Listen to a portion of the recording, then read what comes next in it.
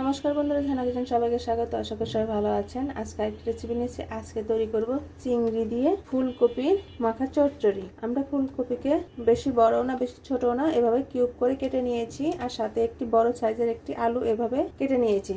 আর আমরা এখানে নিয়েছি দেশি চিংড়ি মাছ, আর এখানে নিয়েছি মাঝারি সাইজের একটি পেঁয়াজ কুচি, 1 চিমটে পরিমাণের মতো কালো জিরে, 4 থেকে 5টি কাঁচা লঙ্কা এভাবে চিড়ে নিয়েছি, আধা চা চামচ পরিমাণ করে ধনিয়ার গুঁড়ো, লঙ্কার গুঁড়ো এবং হলুদ গুঁড়ো। আর আমরা এখানে নিয়েছি 1 চিমটে পরিমাণের মতো কালো জিরা আর মাঝারি সাইজের একটি পেঁয়াজ শিলপাটায় বেটে নিয়েছি। খুব সহজেই তৈরি করে নেব চিংড়ি মাছ দিয়ে ফুলকপি মাখা চচ্চড়ি। প্রথমে আমরা কড়াইতে বসিয়ে দিয়েছি। কড়াইয়ের মাঝে 1 চা চামচ পরিমাণের মতো সাদা তেল দিয়ে দিয়েছি। এখন পেঁয়াজ কুচিগুলো দিয়ে দিব এর মাঝে।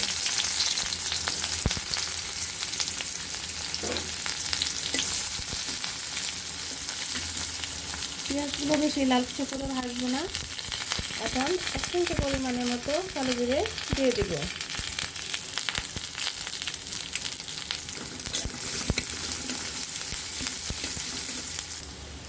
এখন চিংড়ি মাছগুলো এর মাঝে দিয়ে দিব। চিংড়ি মাছগুলো পুরাই দেশি।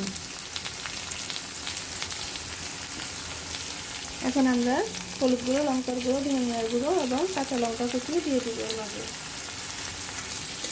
এখন ভালোভাবে কষিয়ে নিতে হবে। এখন লবণ দিয়ে দিব। মাছগুলো খুব ভালোভাবে কষিয়ে নিতে হবে, ভাজা ভাজা করে নিতে হবে। এখন চিংড়ি মাছগুলো ভাজা ভাজা হয়ে গিয়েছে এবং তেলগুলো পুরো ভেসে উঠেছে। এখন আমাদের কষানো হয়ে গেছে। এখন আলু আর ফুলকপি দিয়ে দিব।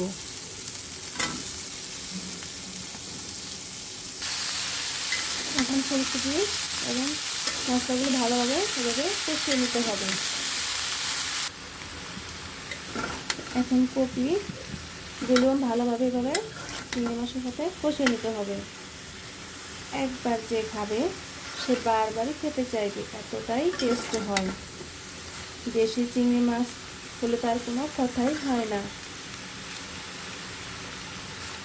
প্লিজ বন্ধুরা, এখনও যারা সাবস্ক্রাইব করেনি তারা একটু সাবস্ক্রাইব করে দিবেন এবং একটু লাইক করে দিবেন। আপনারা পাশে থাকবেন, নতুন নতুন রেসিপি নিয়ে আপনাদের সামনে হাজির হব। আমরা আর 5 মিনিটের মতো কষিয়ে নিব।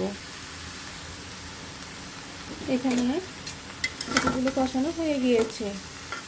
এখন আমরা পরিমাণ মতো একটু জল দিয়ে দিব। কারণ বেশি জল দিব না, মাখা মাখা হবে। এখন আমরা একটি ঢাকনা দিয়ে ঢেকে দিব, বলক আসার জন্য অপেক্ষা করব। এখন বন্ধুরা, তরকারিতে বলক চলে আসছে, কত সুন্দর দেখাচ্ছে।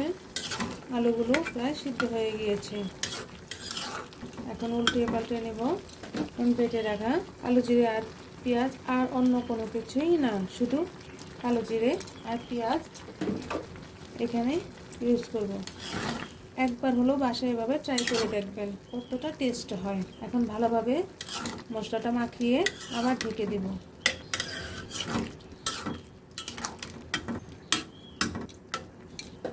আবার ঢেকে দেব।